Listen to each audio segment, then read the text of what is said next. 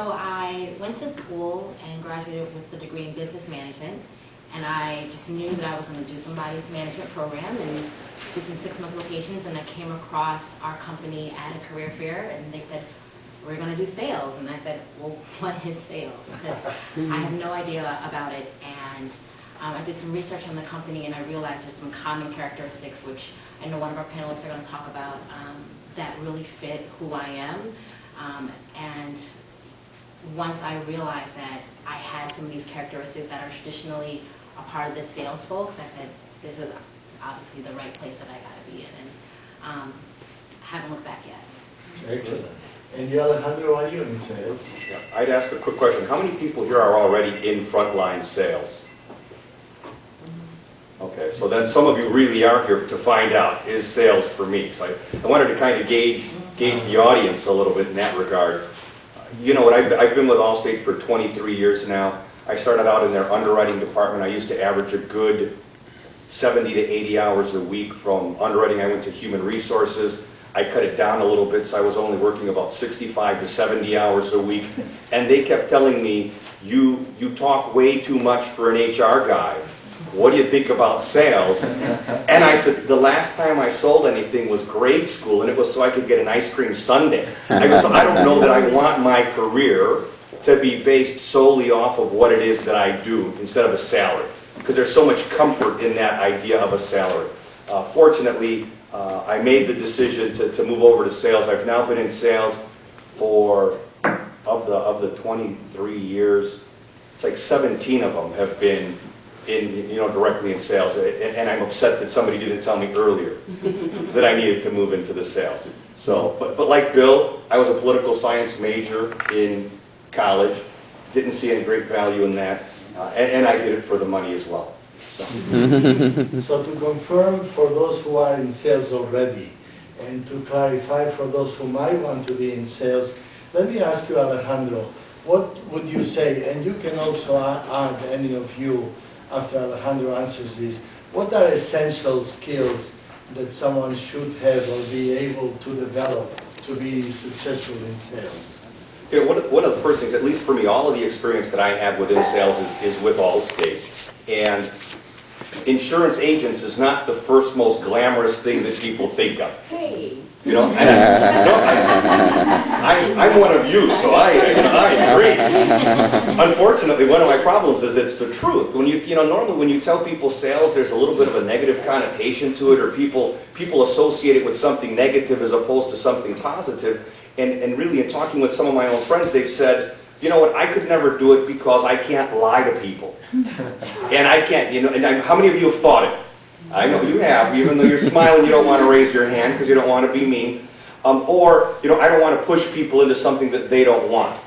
And what I tell people, I go, those are the 2 reasons that you would be great at sales. Because people are dying for somebody that wants to try to do something that benefits them, instead of meeting somebody that's trying to push something that they maybe really don't need or want or understand. So that's, for me, I go, that's the first thing that I talk to people, because I work with 45 Allstate agents in the city of Chicago, so I kind of oversee a little piece of the city. And that's my primary conversation with them.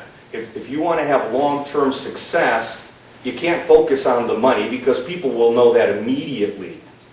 In shaking your hand, they'll know if you're just there to try to fleece them, that if your primary concern is, let me sit down, get to know you, find out what it is you might need, now let me show you how I can help you. If you look at it in terms of offering assistance to people, it's the opportunity is a never-ending opportunity. And I go, so that's the first part of it. The second part is, you have to like interacting with people. I know it's a stupid, simple thing to say, but I'm sure you've all met somebody. It's kind of like when you go out to dinner, and the person that serves you, hates the fact that they have to take your order and bring you food. That's a really short career, or a very unsuccessful career that individual is going to have. If you don't truly, in your heart, enjoy walking up to people, shaking their hands. I tell everybody I'm old-fashioned. I shake hands all of the time that's the way you start building that relationship right there. That's the way you start learning and interacting with people. And if those, I go, so those, for me, those are two of the biggest, most important things that you need to have. And if that's something that you think you already have, you go, you're 90% of the way there, for me at least. Any of you can add some essential skills, something that is very important to have to be successful in sales? I would add a little bit more. First of all, listening, as you know, it's one of the most difficult skills that we all have. But listening to the pain, there are two things people talk about. It's either pain or pleasure. You're either celebrating something or upset about something. So when you're talking to a person, you need to find out what is their pain and find out how your product can merge with that. How can it serve them? How can it take care of them? You also have to have a servant spirit.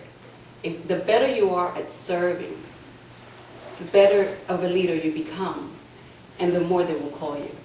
So I would say, I would add that also listening, caring, serving is part of those characteristics. Any other thing on your part, Yeah, Nadia? I mean, absolutely. I mean, so I think when it's just a similar story, when I came into thinking about if I wanted to work for my company, and the internal recruiter said, hey, you're going to do sales, I was like, well, what are we selling? Are we selling knives to people who don't want knives? Like, I want to have a really good understanding.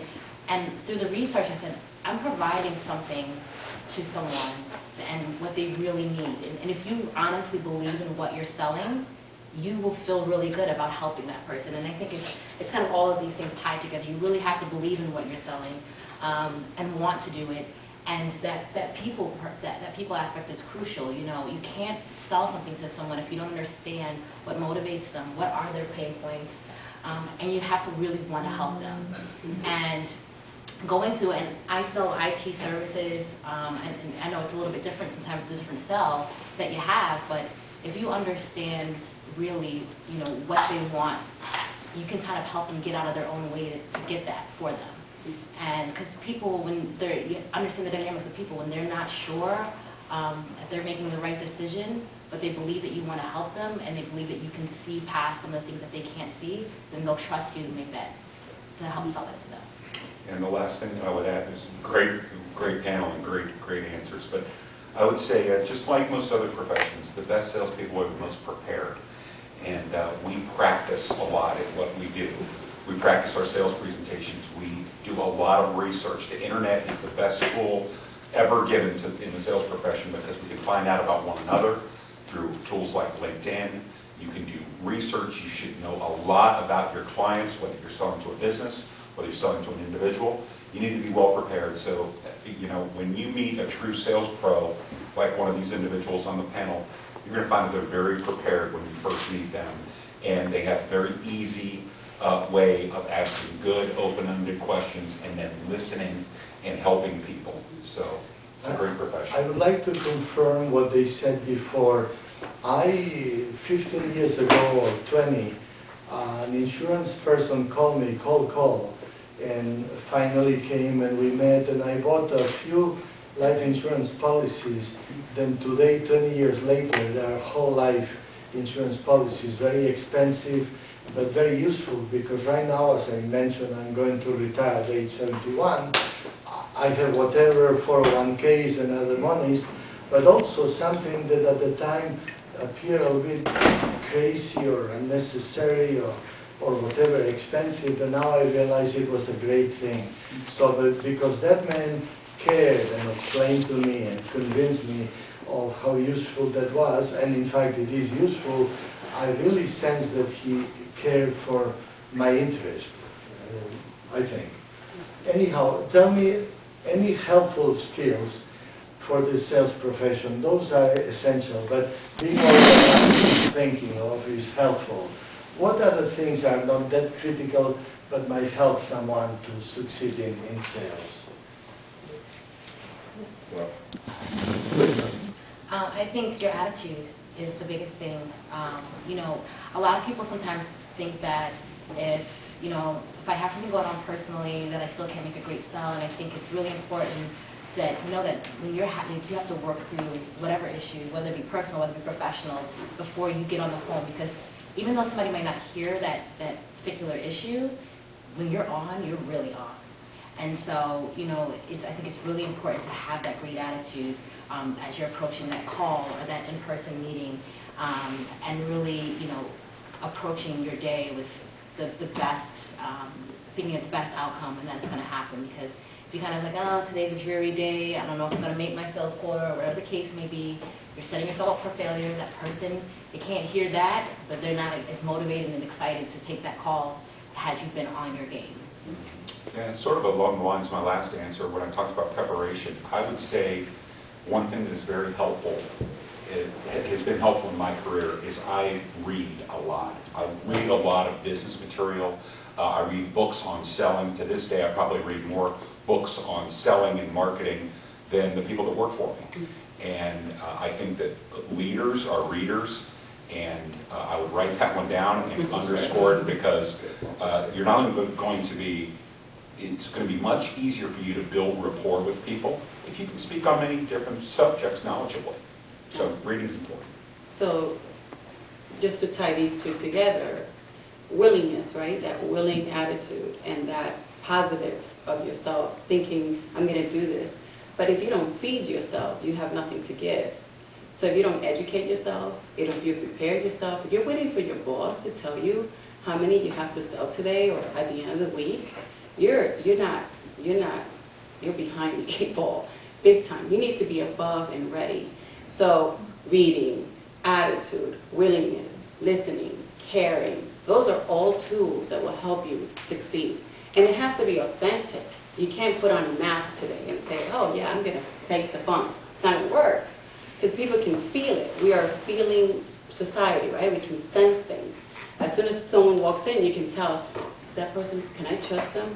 Right? You're walking down the street and you feel, you cross the street right away because there's a sense.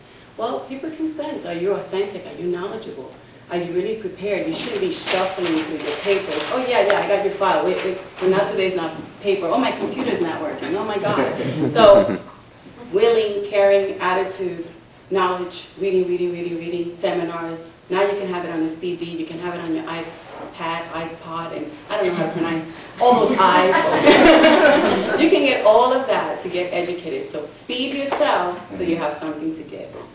Isn't it beautiful, because the image that they mentioned before, some people have of sales is not as caring and elegant and sincere, but obviously not every stereotype is right.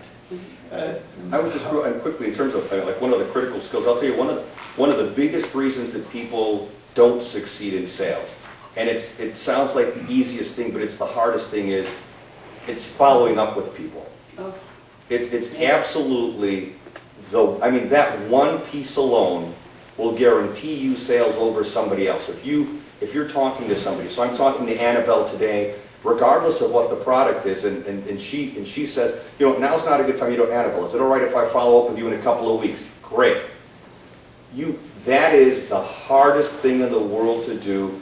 I spend a majority of my time with the agents that I work with, just trying to get them to consistently do what they say, not what someone else wants them to do. So if there's any one thing that I could leave you with, it's that you have to follow up with people. Just a personal example, I had to replace 34 windows at a property that I own. It's a rental property. I had 5 companies come out to give me estimates. I had one person call me back. You go, that was a couple of dollars. One person called me back. That's the person that I gave the account to. So it's follow up immediately after the appointment, and then follow up consistently with those individuals. Unless they say, leave me the heck alone, I'm calling the police because you're stalking me now. That just means, is it all right with you if I follow up with you? In our world of Allstate, 6 months from now or a year. So. Excellent point. Tell me, Brandy, what are the challenges or difficulties that salespeople face? One is rejection, but tell us, what are the challenges of selling as opposed to working in the motor vehicles or some other place? Yeah, and I think my personal, and I've been with sales for 4 years. And so I think in terms of the tenure that I've had, I think there's a couple different things that have kind of played the challenge as person for me, and maybe some of you might relate is, one, being a woman is tough and being aggressive, you know, because even though that sale may sound really sweet and soft, but that aggressive, that hungriness, that follow up, that could be, you know, that's to me is one of the things that I felt like people didn't understand. Like, if I'm being aggressive and the guy next to me is being aggressive, you know, how come I'm seen as, you know, the person who's mean, or the person who, and it's not that, it's, you know, you have to educate people and really take the time to have them understand who you are internally. And then the stress of sales, right? You determine what you eat, how you live. You have that power to, you know, increase your income, limit your income, and companies or people who work with companies that necessarily, you know, they have their one set salary, you know, they can kind of blame the company if the company doesn't do well. And you're really personally responsible for growing your own territory, and you can really determine that. And that could be a lot of pressure, that could be a lot of stress on you. And sometimes it's a lot of time, and sometimes it's a lot of effort put in, and you're not seeing the results immediately. And so, in sales, you know, it's perseverance is really key, and believing that you can do it. I really can't stress that enough. Yeah, I mean, I'd love to What hear. other challenges do you Yes. panel members see in sales? What is very difficult, traveling or hours, and what else is hard? Well, so I'm in the insurance business, but I am in an urban setting, and the dynamic of the community has changed. One of the challenges we have is, how do you deal with first generation? How do you sell to someone a product that is future thinking to a person that's survivorship? That has been, I think I got a couple of gray hairs because that has been, oh my God. But that's one of the challenges. As a business owner, my other challenge, to sell to my own staff, that motivation to get them in it and planning, and everything I'm telling you to do, I tell my staff all the time, but you know, you become mommy instead of the boss. Yeah. And as a woman business owner, where there's those challenges as well. But learning your community and understanding your prospect is very important. How they think, what they're feeling, personality traits. There's so many dynamics that you have to, as a salesperson, pick up right away. And those are challenges that you have. Monitoring your time. I mean, if you think you're going to work 8 hours, stay in